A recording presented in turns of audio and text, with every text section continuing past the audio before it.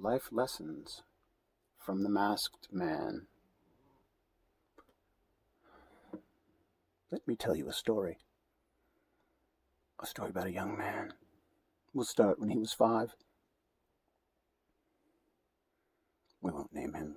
That's not important in this story. He was 5 years old, and he was with his father. We'll just say he was in his father's care. And his father was associating with someone who owned a large dog.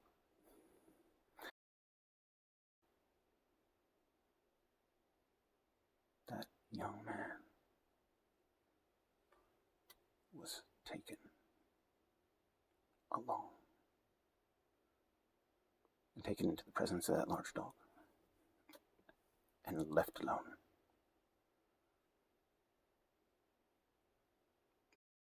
Saw a beautiful creature, and he reached out his hand,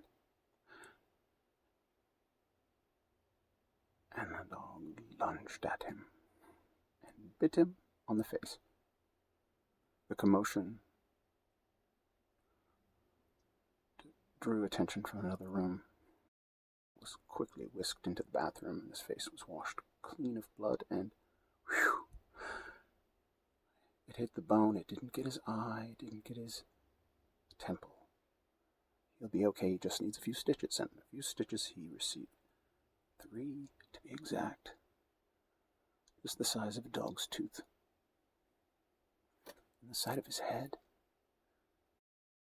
He remembered that day, and every time forward he saw large dogs, and he avoided them.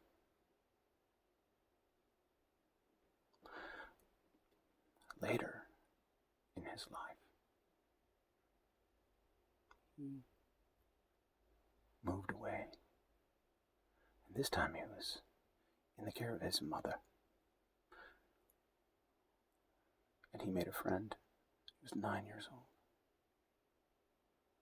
He started writing stories because both of these boys were fans of the new movie. Well, by that time it had been out for a few years, but there was a sequel coming up, and they were excited about it.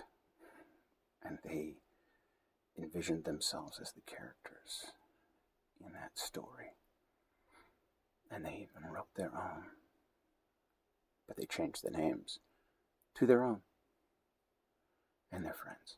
And they went on an adventure in this story.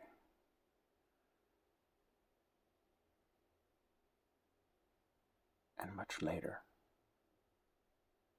when he was about 13 years old, he encountered another large dog. This time it was in a dark, dark tunnel. He could barely see light at the other end of it. He was walking along in the darkness, breathing deeply. And then he heard it.